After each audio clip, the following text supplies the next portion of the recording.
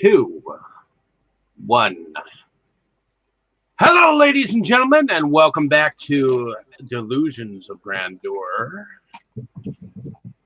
I am your host, David Stregi, and here in the room with me, I have my friend all the way from Croatia, who had a short, brief moment in the Dark Zone 13 anthology. So, welcome back, my friend. How are you doing today? Hi. Fine, thank you. How are you? I'm doing okay. Today we're gonna be going on and continuing our Psycho Legacy collections of the story of Norman Bates. This one is actually directed by Anthony Perkins himself. It was filmed in 1986, and it is called Psycho 3. Before we go on about our first impressions here, I'm going to say what IMDb says about the film, so we kind of get a rundown of what the film is about. And then we'll talk about characters. So, Norman Bates falls in love with a fallen nun who stays at the Bates Motel alongside a drifter and a curious reporter. Meanwhile, Mother is still watching. Uh, So, first impressions of this film. What did you think about it? I would say so. This is the third part of this series that I have seen, and I kind of felt it's a little bit weaker than the second part. I liked Psycho 2 much better than this one, although this one is still pretty good in its own way.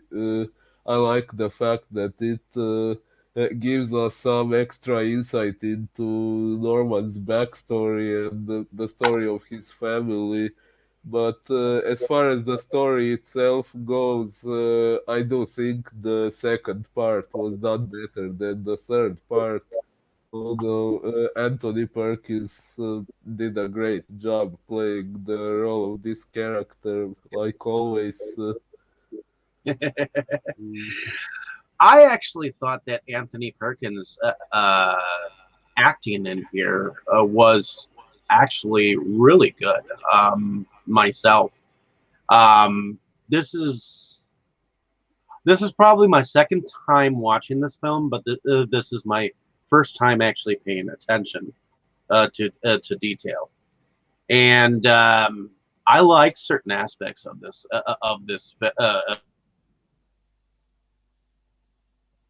film. To be honest, I thought it was a little different. I mean, she's got a tragic story where she feels like she's attracted to the flesh, and she kind of murdered someone accidentally, her own self in the very beginning.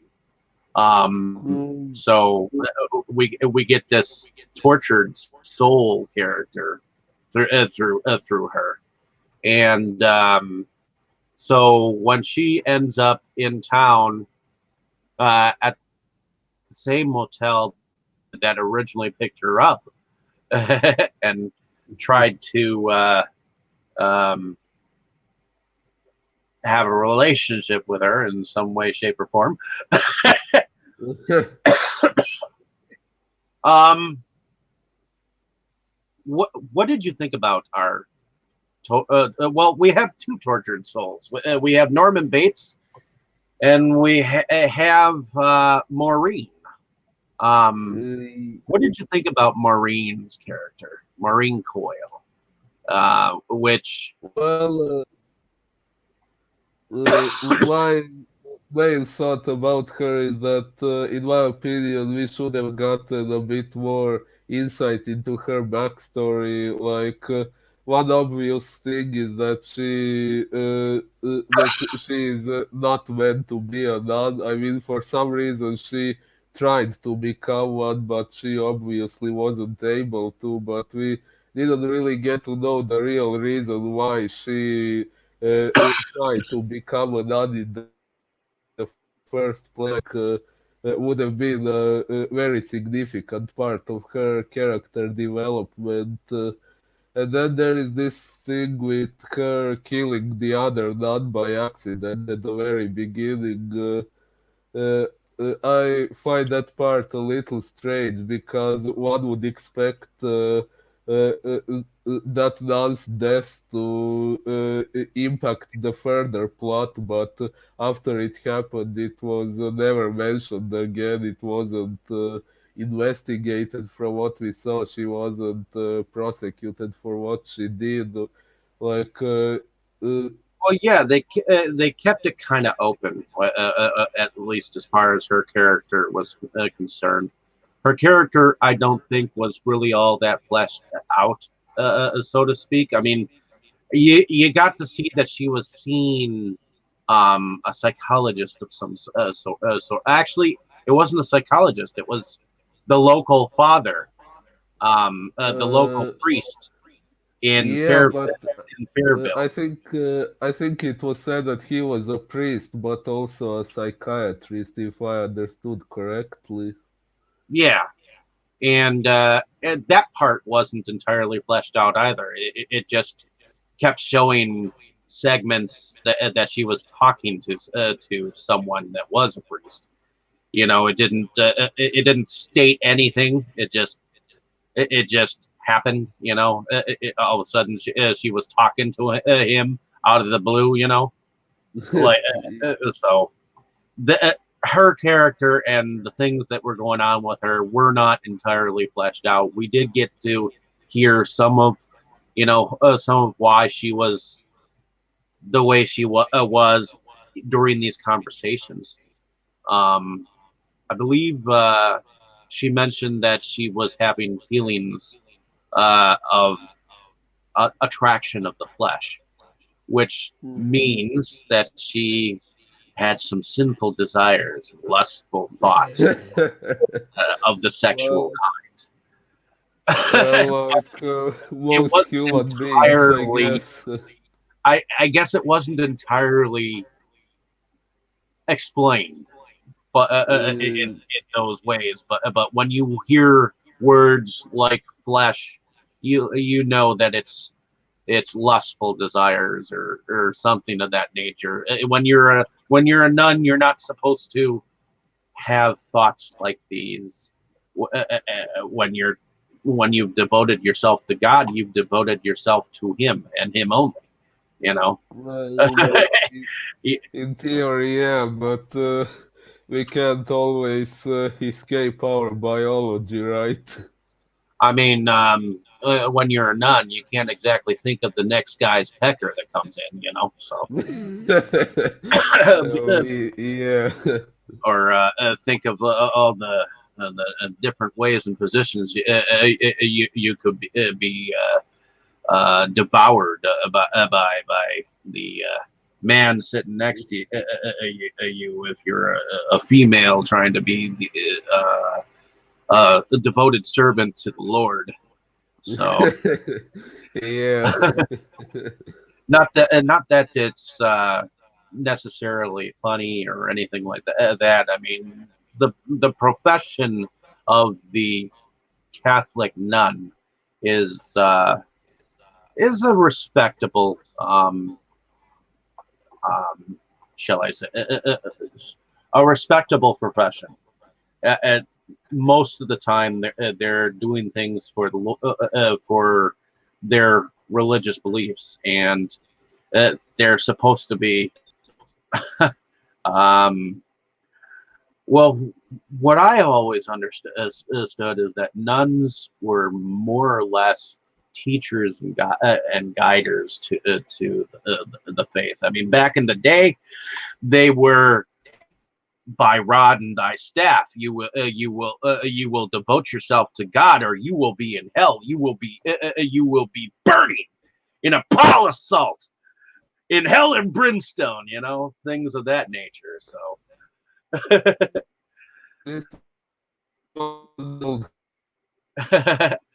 But nowadays it's a little bit more um, where they've got solitude and they've got their teachings and whatnot. I don't know what it's like to be a nun in this day and age, but I know it wasn't exactly it wasn't exactly the life that some people could lead. Yeah, definitely. Oh, hold on, you're having some technical difficulties here. Uh, yeah, I'm having some glitches. Can you see me and hear me? Well, you're starting to sound like a robot with some of your words. So let's give it a moment here. So, um, but yeah, in the very beginning we have Maureen, and she is or seems to be about to jump off.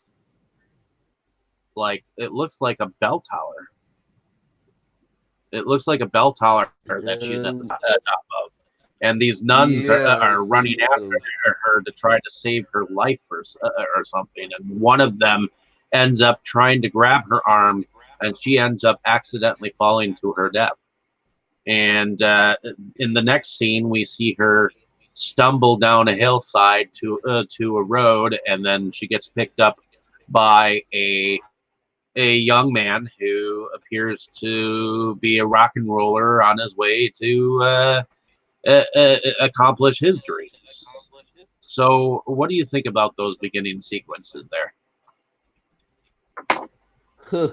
Well, the guy at the very beginning seemed okay, but then we found out he was kind of a pervert.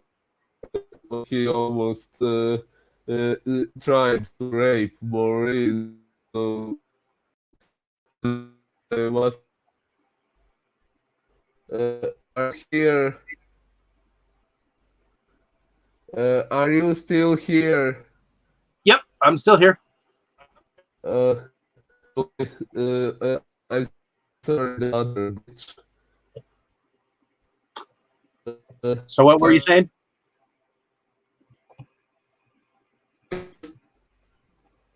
Your words keep going like maybe you're um, speaking too fast. I don't think. Sign out, Yeah, sign back but in. Sorry, ladies and gentlemen. Sometimes we have technical uh, difficulties here. uh, So go ahead, uh, sign out and sign back in. I'm going to do that. Give me a moment, please. Yep. So, ladies and gentlemen, while he's doing that, we are talking about Psycho 3, which is directed by Anthony Perkins, and I think I saw this like 8 years ago. Myself, but I'm not sure if I totally entirely fleshed out my first thoughts on this film. But I, after seeing it again and seeing some of the different parts, um, I enjoyed certain aspects of this film, like I said before, and I actually thought that there were parts of Anthony Perkins' performance here that were actually believable. As an older man in the character of the story, I fully believed that he was putting his all into this film. Um, Anthony Perkins um, as a character, has grown over time. He's he's grown up as a young man who has had to take after his care of his mother, or so we think. And then in the first film, we find out that he has poisoned his mother, and then in the second film, there is another woman who appears to be his real mother, or whatnot. And in this particular film, we find out that his mother, the one that said and claimed that she was his real mother, uh, was not, in fact, his real mother. It was uh, it was told. Here's my friend. Hello. Hello. Okay. Hello. I'm sorry about this. I tried to fix my internet connection. I hope it will work now, but unfortunately, I cannot guarantee. I don't know what's going on. That's okay. I think Uh, your video is doing a little bit better this time around. Let's see how far it goes. I was going into the character of Norman Bates while you were gone, just to keep the conversation going. And oh, basically, in this particular feature, we find out that the information that Norman Bates found out in the previous film is in fact incorrect by the newspaper or the whatever reporter what when she dug deep enough, she found out that she, in a jealous rage, she wanted to instigate herself into Norman's life and basically enact a lie to because she really thought that Norman was the kid she should have had when with his father, when in fact it was not her who had killed. It was his other mother, his real mother. So uh, yeah, that was an interesting twist, especially because it's. I don't know if that's what they were spoiler planning. alert, Oh, by yeah. the I, way. I don't know if this twist was already planned by the time they made the second movie, but I really find it interesting because although it denies what we found out in the second part, it's still very plausible because the second part clearly stated that Emma Spool was also a mentally unstable person, so the whole idea that she made the whole thing up and that she wasn't really Norman's mother, it makes sense actually. So, Well, it is interesting that um, that the woman who plays the nun, um, she played in an earlier movie in 1981 called "Mommy Dearest," um, hmm. which was a film where Joan Crawford played her mother, and her mother was kind of similar to Norman Bates' mother. Oh, But I haven't she seen played the that. young daughter in that particular film. Um, so it's kind of interesting how the two are interrelated because in a sense she's uh, she's playing Norman Bates kind of paramour because in a sense in this film we get to see how Norman could be without the influence of his mother. I mean he actually gets his first date, his first Yeah. real date. Well, yeah, Yeah, good point. Although Um, in the and it was a successful date because they enjoyed each other as company. Um, what did you think about the character of Duke? uh, I didn't like him very much. I mean, at the very beginning, he made himself quite dislikable when he tried to rape Maureen, and later on, he did a few other bad things as well. Yeah, in the end, it turned out he only cared about money and didn't care who he was going to hurt in order to make that money. So, yeah, Correct.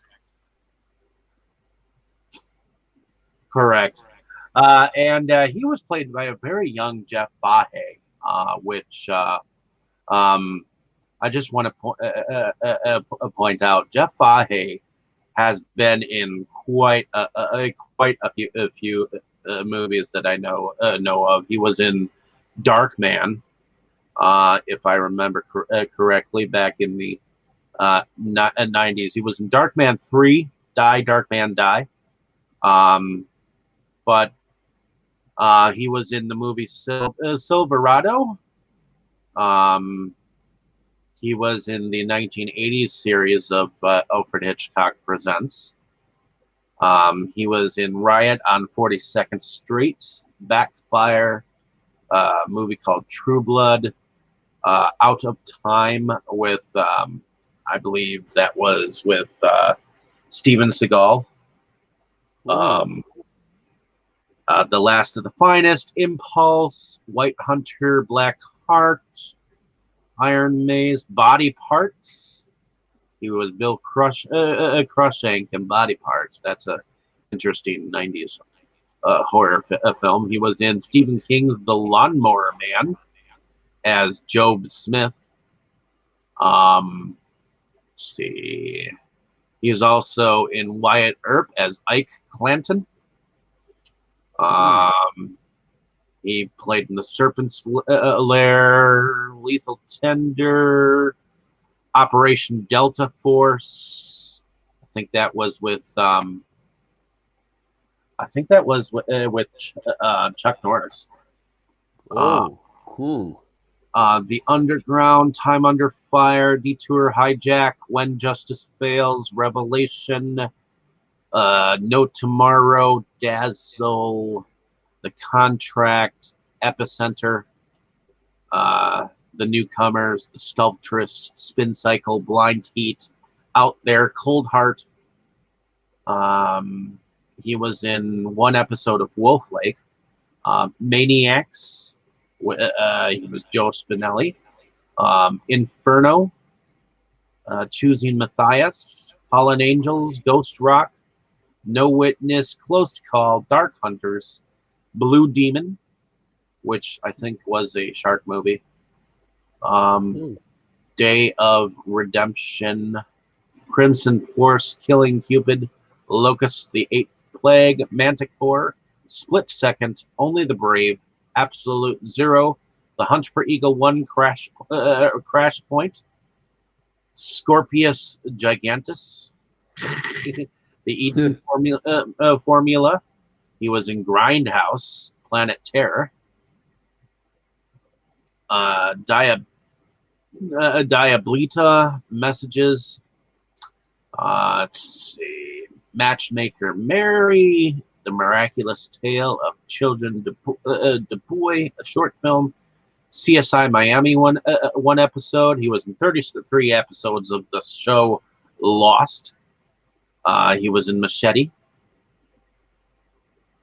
Um, he was in Terror Trap, Black Tino, uh, Marriage Retreat, Easy Rider 2, The Ride Home, Tornado Warning, Lake Effects, Hatfields and McCoy's Bad Blood, Sushi Girl, Guns, Girls, and Gambling, The Sacred. He was in Y50 in one episode. He was in 100 Degrees Below Zero. He was in Rewind, Beneath the Last Night or the Last Light, Dawn Patrol, Justified in 7 episodes, Skin Traffic, Too Late, Texas Rising, the miniseries, From Dusk Till Dawn, the series, The Librarians in 1 episode, a movie called Urge, The Hollow. He was in 1 episode of Hell on Wheels. DC's Legends of Tomorrow. He was in 1 episode. County Line, American Dresser, Alita Battle Angel. He was in recently, and I guess he was in Badland, which is a western that was recent. Santa Fake, Requiem,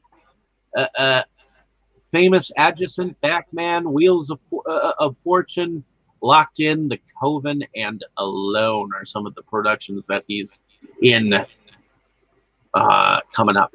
So, so he is an active actor still, but I remember him for his, I don't know, something about his eyes. They're very, if you've ever seen anything with him in it, his eyes are very distinct. So, but what do you think about him showing up in Fairville, at Bates Motel? Do you think he looks honest at first?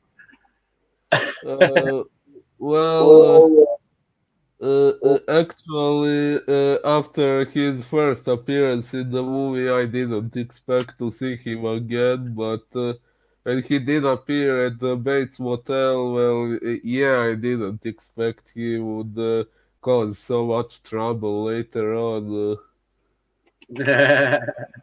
Well, But yeah, he ended up stealing his Norman Bates's mother's body on his butt. yeah, that was an interesting twist. I must say, there was one moment when I even ended up thinking that Miss Poole might actually be alive because since she was also mentally unstable, I thought she was somehow playing the part of the dead mother and playing on Norman's psyche in a way that could be presented to us like Norman's mother personality is back when maybe there would be some twist like this, but yeah, I was wrong. Yeah, but so what? Let's look at the plot here. Dwayne Duke picks up the nun that we see in the very beginning, and he ends up stopping for the night because of the rain. In fact, he spun around in the rain. His car was so bad. That's why I mentioned his car looked like it could have come apart at any given time.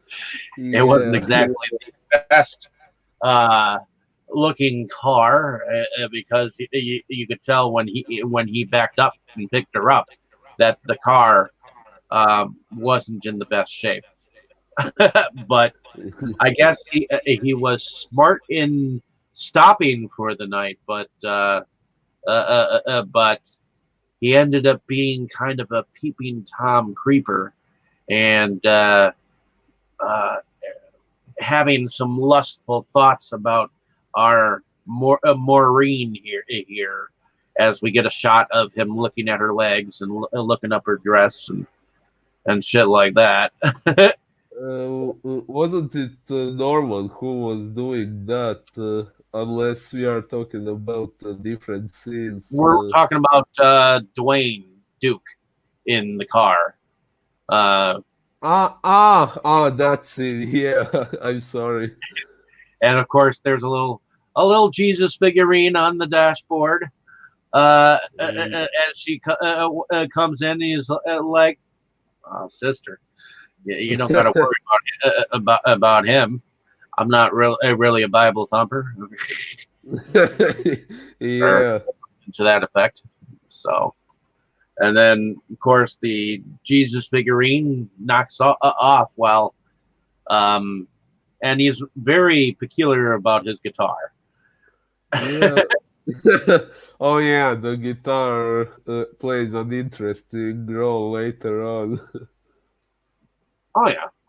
So in any case, he shows up at the Bates Motel, asks about the job, and he becomes the new assistant manager for Norman Bates.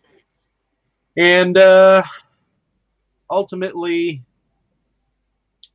Norman, well, not just Norman, there is a reporter that seems to be asking around about Miss Spool and Norman, and trying to ask Norman about what's happened, and what do you think about the reporter character?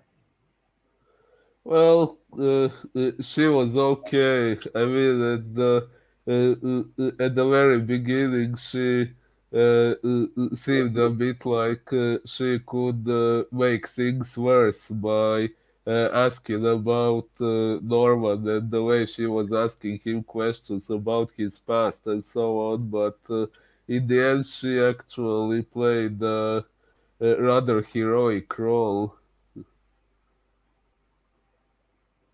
Oh yeah, she ultimately ended up being like the hero of the story, somewhat. What I mean, honestly, she just wanted to get down to the truth of the matter, and what she found out, uh, especially from, you know, looking at different articles and talking to some of the people, including the original owner. I didn't realize that Mrs. Spool had actually been there since the original owner, so she had actually been at that cafe for some time. So she Mm. must have been laying in wait for like several years. In fact, as working at the cafe, um, which is the same cafe that what's her name in the second film, the daughter of the sister who Um, died. Mary. Yeah, Mary. The sister was Lila and the daughter was Mary. Yeah, which was another thing that was curious. I mean, there were two people laying in wait for Norman. It's like Norman is the man of the hour in Fairville. Yeah. But in any case, we get some interesting scenes with Norman, and I think it's very cool that they somewhat use some of the surroundings, the house, and I do like that. Um, I did like the relationship that Norman was beginning to build with the nun. I mean, it seemed like a platonic relationship there for a little bit. If his mother had or his mother's spirit had not gotten in the way of things. Yeah. um, what do you think about the nun after she has come back to see Norman? After she has, well, she went away with the reporter after she was told about his stuff and whatnot. What did you? Oh, one part that I think I kind of my stomach kind of churned at one point was when the sheriff was grabbing ice from the ice box. Oh, oh yeah, well, that was a pretty intense moment. I mean, at that point, he almost saw the dead body in the ice and almost figured the whole thing out. So that was a pretty suspenseful moment. But also, in a way, I would say it was kind of darkly humorous because he was eating these ice cubes covered in blood, and he didn't notice anything. Neither did anyone else either. It was just Norman who did, right? Yeah, yeah, I was pretty sure that the reporter, with her nosiness, would have at least seen something because but yeah, no, yeah. Good point. everyone else was oblivious to that, but they weren't really looking for that. So, Uh, well, but yeah, I guess. what did you think about the fact that the reporter was always seemingly to make it look like Norman had something to do with the like? I mean, that was an interesting moment where the girl had to go to the bathroom, and she was like, "Hey, sister, uh, Uh, um, what did you think about that?" Because you after she was killed in the bathroom, you were like, "Nice." uh, no, I didn't say nice. I said knife. Oh, knife. I Yeah. I thought you were saying, "Hey, that's a nice kill." No, that wasn't what I said. Actually, I can explain that. I'm not sure if you are familiar with this web series called The Annoying Orange. Nowadays, it's not so well known as it used to be, but back in high school, I was a huge fan of that show, and I'm not sure how familiar you are with it, but it's about talking food, like talking fruits and vegetables most of the time. And when a fruit is about to get sliced with a knife, then Orange, the main character, says knife, and so it kind of became an inner joke among me and some friends of mine when there is a murder scene in a movie where someone gets killed with a knife, then I say knife, which was inspired by that show. No, it's cool. It's what reminds whenever you see someone knifed, you think of that. So that's cool. No, I've actually never heard of the series. Is it still going? I think it is still going. I think it doesn't have as many views as it used to have, but I think it is still going. Yeah. Okay, cool. Well, in any case, um, I thought that it was very curious that they used the same sequence that they used in the was it the first film? Yeah, in the first film, when Pendergrast was his name, the detective, Arbogast. Arbogast. Arbogast, when he fell from the staircase, um, Uh, they used a camera angle where it seemed like she was falling down the stairs. Um, yeah, yeah, they did it very similarly in this one. and there are also a few sequences where we see Norman see his dead mother sit up in bed, which is kind of interesting too. Um, so that it actually looks like he's actually, in fact, talking to his mother. And I like some of the flashback sequences when he was cutting into or sewing up the bird in the very Mm. beginning. Um, he kept seeing an arm where the bird would be. So I Oh, wonder if he was thinking of one of his uh, victims or whatnot, or uh, or maybe his mother. possibly his mother, because he knows how to taxidermy, so he might as well be able to stuff his mother.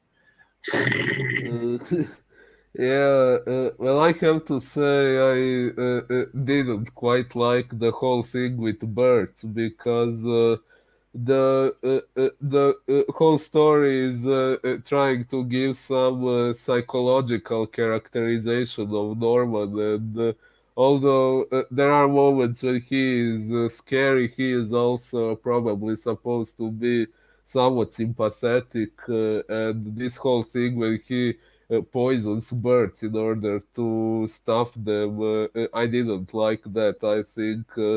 It makes it harder to sympathize with him, at least to me, because I really like animals. And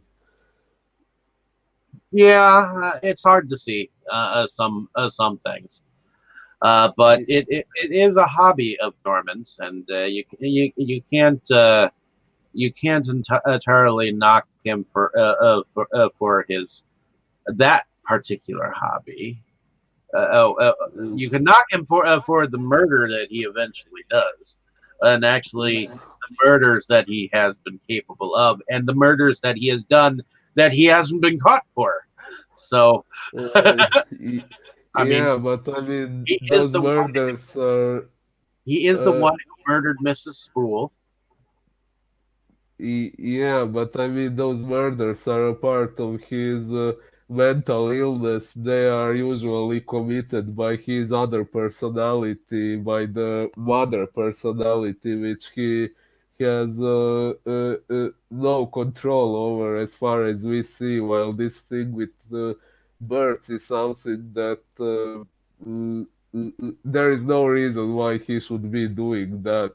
I mean, killing animals only in order to do that with them. I think the story would have worked better without it. It would have been somewhat easier to sympathize with him and with his struggles against his mental illness if it wasn't for what he does to animals.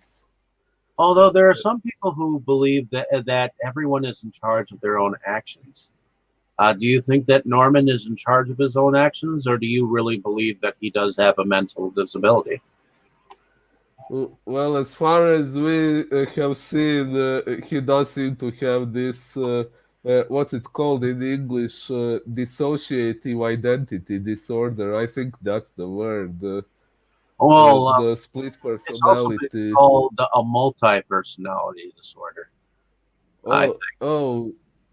Yeah, could be that. So yeah, I have seen similar things in some other movies and shows where someone has a double personality, and when this alter ego takes control, and this main person is not fully aware of what this other personality does while being in control of the body.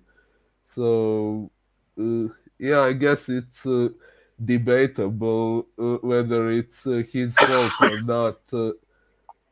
Uh, I do think it's a result of his mental illness, and as we saw in the second part, he had gotten cured from it, and he probably wouldn't have started killing again if it wasn't for Lila Loomis and what she was doing, and then Emma Spool committing murders and the whole thing. Very true. Very true. Um, and I also like the fact, and that's kind of why I went back and rewatched the one part because I thought I had seen it. There was a cupid with a cupid's arrow. that was a statue that was at the bottom of the stairs, and when Maureen fell, she fell straight into that arrow. So Oh, it was like she had gotten Cupid's arrow. uh, yeah, that's some morbid symbolism. I didn't expect that. Uh, but yeah, uh, aside of that, I must say I really like those statues in that house. I do too. In I all mean, the movies. you got to see a little bit more of some of the stuff that was inside the house this time. I liked that. You know I- that I- I- I- but that particular falling moment was Alfred Hitchcockian moment, and that's the thing. I don't think Anthony Perkins was an entirely.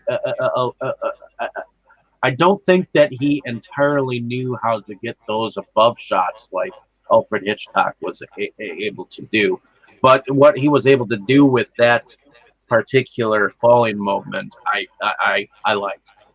Um, I liked. What did you think about the fight that he had with Duke?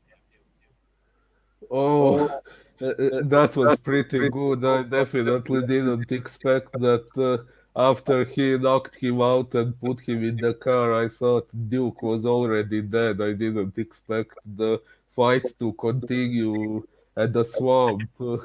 That was pretty intense, and the very fact that Norman knocked him out by smashing this guitar on him, which was apparently so important to Duke earlier. That was pretty interesting.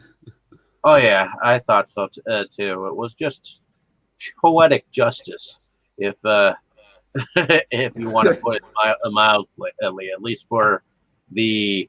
But did he technically deserve to die for what he necessarily did to Norman? Was he ne- Whew. was he really a bad guy towards Norman? Whew. Well, that's a good question. I mean, Norman was doing some pretty bad things, but on the other hand, Duke didn't act out of some desire to do justice, but he was pursuing his own agenda. He just wanted money, and as far as the thing with Norman goes, maybe he was not the bad guy in that case, but we also saw him do bad things to other people, like what he tried to do to Maureen at the beginning, and to who knows how many other people which we didn't see in the movie. So yeah, who knows? True. Um, I mean, in the original movie, they talked about several other victims that were missing as well, that could have been possible abilities of people who have already disappeared. So before he was institutionalized and stuff like that. So and Yeah, it was mentioned that he killed some more people who we didn't even see. and this was the first time we actually see Norman actually get mad at his mother, and like, or at least what he thought was his mother, because I think he realized the truth, and he wanted to be free from her. And they eventually did find out what his victim was. Uh, yeah. So, what did you think about Norman and his character in this particular film? Phew, well, he is in this one. He is much more the way he was in the first movie than in the second one. In the second one, he seemed a lot more sympathetic, and I felt sorry for him. And I thought the ending was rather tragic when he's personality disorder or his identity disorder. I'm not sure what it's called in English. I'm sorry, but when his mental illness returned, I felt it was a rather tragic ending. But in this one, I, I'm not sure. I guess the ending was fitting, but we will see what happens next. Oh yeah. I must say I liked the part when he attacked Emma Spool's corpse because although it was a dead body, but it was a symbolic moment of him fighting the mother personality that he was struggling against. So that was, I guess, his way of setting himself free from her. But then at the end, we saw he had kept her severed arm, which we didn't fully get to know the meaning of, which is why I'm excited to see in the next part. I hope it's explained better there. So am I. I hope it explains some more to his character as well, and we'll decide that then whether whether the the fourth sequel was was really that much needed, or whether it added to the story. What did you think about the music of the film? Did it kind of go with the other the rest of the film? Let's see. I'm just Well, gonna. I actually kind of got the impression that it was a bit more different from the previous two. Like, I don't know, I think this music had a somewhat different atmosphere from the previous two movies, or at least that was my impression. Let's see. I believe that the music was done by Carter Burwell. Let's see. And Carter Burwell. What to do? What to do? Carter Burwell did the was a part of the music behind the movie Carol. Three Billboards Outside um, Ebbing, Missouri, um, Twilight, Fargo. So he was the composer for Thor: The Dark World, um, Seven Psychopaths, TV miniseries of Mildred Pierce, the remake of True Grit. He was the conductor for the. He was for the movie Howl. He was the musician behind the piano and the orchestrator. He was the orchestrator for the score behind Where the Wild Things Are. He worked with the Cohen brothers in The Serious Man. He was the conductor, or one of the conductors in Burn After Reading, in Bruises, Before the Devil Knows You're Dead, The Hoax, Fur, An Imaginary Portrait of Diane Arbus, Serenity. He did some of the unused score in Serenity. Kinsey, The Alamo from 2004, The Lady Killers, Intolerable Cruelty, Giggly, The Bourne Identity, some of the unused score, The Rookie, The Man Who Wasn't There, A Knight's Tale. He was a conductor for the music. Book of Shadows, Blair Witch 2. Oh Brother, Where Art Thou? He did some of the additional music for. So he's worked with the Coen brothers in several things. Mystery Alaska, Hamlet, Three Kings, Being John Malkovich, The Corruptor, The High-Low Country, Gods and Monsters, The Big Lebowski, Kiss the Girls, The Spanish Prisoner, Conspiracy Theory, Picture Perfect, The Chamber, The Celluloid Closet, Rob Roy, Bad Company, The Rook, and The Band Played On, California, from 1993. So I guess those are some of the things that he's been part of. The Ballad of Buster Scruggs, Wonderstruck, Hail Caesar, The Finest Hours, Legend, Mr. Holmes. Yeah, it's been part of a lot, to be honest. Yeah. He was even as far back as doing some of the music for Blood Simple and Raising Arizona, which were two of the earlier Coen brothers films, and he was part of Miller's Crossing and Barton Fink. Hey, a lot of the films that a lot of my friends tend to talk about. But I guess he did the music for Wayne's World 2 and Airheads. Oh, cool. And the movie Fear and Joe's Apartment. Ooh, Joe's Apartment. You don't know Joe's Apartment, do you? No, I think I haven't seen that one. That one was where there was a bunch of singing roaches. But in any case, let's talk about favorite scenes here. What was your favorite scene of I this think my favorite scene. Yeah, I think my favorite scene would be the encounter between Norman and the reporter because that's the part where we get to know more about the backstory and the whole twist about Emma Spool lying about Norman being her child. That's what expands Norman's backstory, which is, in my opinion, one of the most interesting aspects of this movie. And it also involved the part where he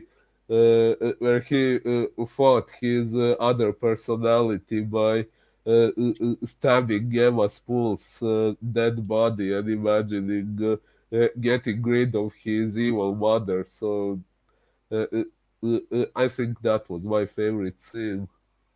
I think so, and I think the whole reason for this film was to kind of bring about the whole. I just think there was a lot going on. It was like there was like a subplot behind a subplot behind a subplot. You know, Yeah, I mean, because you got the nun, the story of the nun, which wasn't entirely fleshed out. All we know is that she got real close to Norman. Norman got really close to her, and we really didn't get to see some of her backstory. Then we got the story of the drifter, and and then we got the reporter nosing her way into the whole thing on top of everything.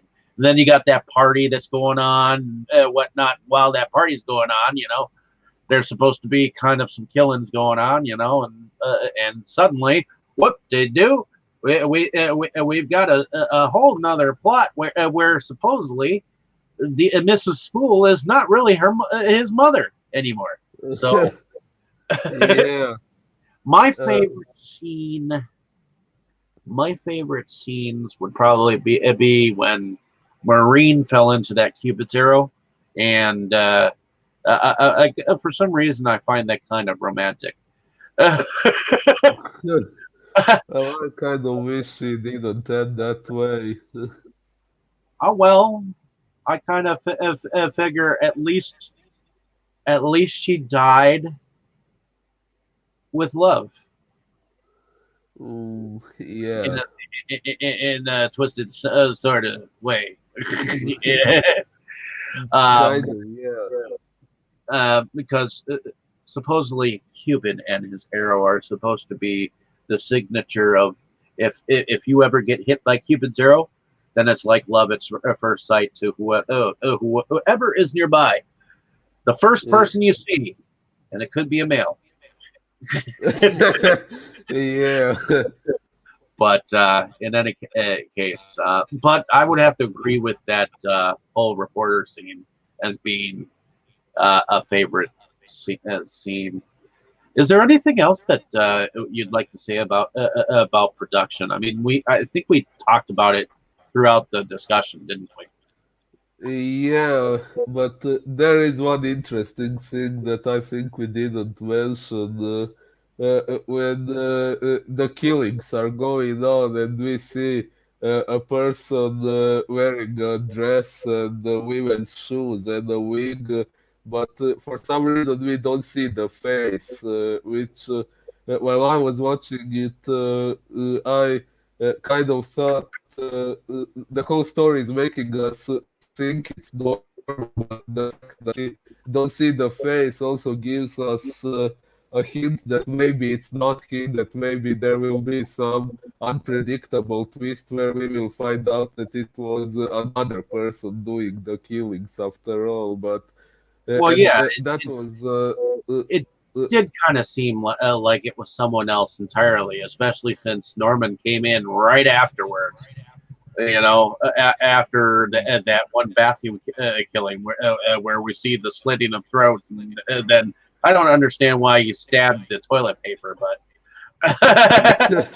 yeah, see him that whoever stabbed the toilet paper, it was like, yeah, like yeah. need to kill the toilet paper. I mean, it's enough that toilet paper disappears during this pandemic. Yeah. But Well, the whole thing with his face not being shown on screen while he was killing his victims, while I was watching it before I knew the final outcome, I kind of thought maybe it's not him. One of the theories I had was that maybe Emma Spool survived getting hit with what's it called in English? This thing he hit her I with at wonder the end how of he the got. second movie. I wonder how he got his mother's body in the ice bin to begin with, because wasn't it daylight when he was supposedly being interrogated by the police, and they came into his home and stuff like that. So Uh, uh, I'm sorry, did you say his mother? I think the person in the ice wasn't the mother, but another victim. oh, you thought it was the victim from the night before? Then why was the decomposition so old? Uh, Because when they went well, up to look at where his mother be, her body was gone from the room. So wasn't that when uh, Duke took her? that might have been. Maybe he was trying to protect Norman. Duke trying to protect him. Well, yeah, Well, I almost think that was yeah, a way of him trying to protect his own prospects. He doesn't want yeah, maybe he was, a good his good yeah, thing to end. The fact that he's actually making money while you know doing the managerial stuff. yeah, so maybe he did try to protect Norman from the police, but only in order to blackmail him for money later on. Yeah, he did turn violent later on.